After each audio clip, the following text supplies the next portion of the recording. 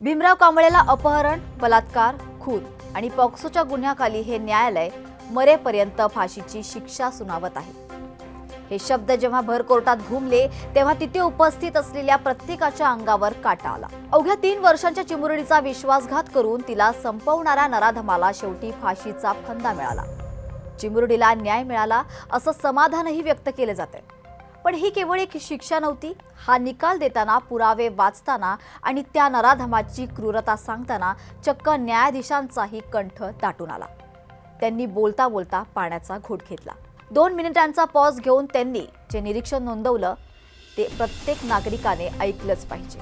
नसरापूरच्या नराधमाला फाशी सुनावताना मेहरबान कोर्टानं काय निरीक्षणं नोंदवली, त्यावेळी कोर्टात नेमकं काय घडलं याचा सविस्तर आढावा घेणार आहोत आजच्या या व्हिडिओमध्ये।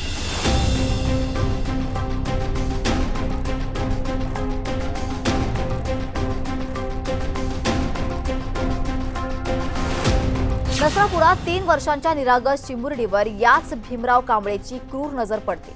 ज्या वयात त्या लहान लेकीला जगाचं काहीच ज्ञान नसतं, त्याच वयात हा राक्षस तिचं खाऊ द्यायच्या बहाण्याने अपहरण करतो, तिच्यावर अत्याचार करतो आणि तिच्या मृतदेहाला शेणाच्या ढिगाऱ्यात लपवून फरार करतो। जेव्हा हे क्रूर कृत्य समोर आलं तेव्हा संपूर्ण महाराष्ट्र संतापाने पेटून उठला।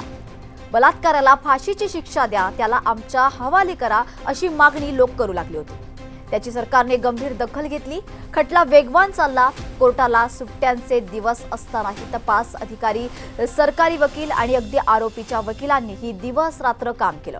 एकही दिवस सुट्टी न मागता, एकही तारीख पुढे न ढकलत सरकारी वकील अजय मिसार यांनी अवघ्या 16 दिवसांमध्ये तब्बल 55 साक्षीदार कोर्टासमोर तपासले। फॉरेन्सिक लॅब आणि मेडिकल टीमने इतक्या वेगाने आणि अचूकतेने पुरावे गोळा केले। आरोपीने गुन्हा केलाय हे वैज्ञानिकदृष्ट्या सिद्ध केलं। सीसीटीव्ही फुटेजचा सर्वात मोठा पुरावा कोर्टासमोर होता। त्या फुटेजमध्ये ती 3 वर्षांची निष्पाप चिमुरडी आपल्या छोट्या छोट्या पावलांनी त्या नराधमाकडे पूर्ण विश्वास ठेवून जात होती। आणि तेच करत असताना तिला काय माहित होतं की ते ज्याच्यावर ती विश्वास ठेवते तो तिचा काळ आहे। हे व्हिज्युअल जेव्हा कोर्टात आलं, दोन्ही बाजूंचा युक्तिवाद संपला। 6 दिवसांच्या आत कोर्ट निकालावर पोहोचलं। निकाल देताना न्यायाधीशांनी भीमराव कांबळेकडे पाहिलं आणि त्याच्या तोंडून निघालेले शब्द कोर्टाच्या इतिहासात सुवर्ण अक्षरांनी लिहिले गेले। न्यायाधीशांनी निकाल वाचन करत असताना सांगितलं की आरोपीच्या बाबतीत कोणतीही सहानुभूती दाखवली जाणार नाहीये। हा खटला दुर्मिळात दुर्मिळ म्हणजेच रेअरेस्ट ऑफ रेअर आहे। सरकारी वकिलांनी जे सांगितलं ते अगदी योग्य आहे। ही केस फाशीची शिक्षा देण्यासाठीच बनली आहे। या खटल्याच्या रेकॉर्डवर आम्ही बच्चन सिंग, बच्ची सिंग आणि अर्शफ अली सारखे 12 ऐतिहासिक केस लॉ घेतले आहेत, ज्या प्रकरणांमध्ये आरोपींना फाशी झाली होती। न्यायाधीश पुढे म्हणाले की आरोपीचा गुन्हा क्रूरतेने आणि नराधमपणाने भरलेला आहे। विचार करण्यासारखी एकच बाब होती, ती म्हणजे आरोपीचं वय। पण आरोपी त्याही लायकीचा नाहीये। 3 वर्षांच्या मुलीवर ज्या पद्धतीने त्याने अत्याचार केला ते पाहता त्याला यापूर्वीच्या गुन्ह्याचा अनुभव होता।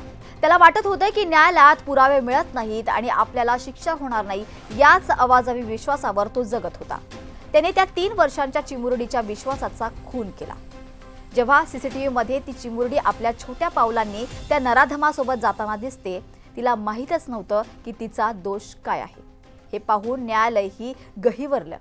न्यायाधीशांनी तिथे 2 मिनिटाचा पॉज घेतला, पाणी प्यायले। त्यांचा आवाज घोगरा झाला होता। संपूर्ण कोर्टात सुई पडेल इतकी शांतता होती। निर्भया आणि कथुआ बलात्कार प्रकरणात जसं संपूर्ण समाजमन हेलावून गेलं होतं, तसंच या नसरापूरच्या प्रकरणाने झालं आहे। लोकांचा न्याय व्यवस्थेवरचा विश्वास उडू नये म्हणूनच सर्वोच्च न्यायालयाने बच्चन सिंग खटल्यात स्पष्ट केलंय की कायद्याची मर्यादा आणि समाजाच्या भावना यांची तार्किक सांगड घालणं गरजेचं आहे।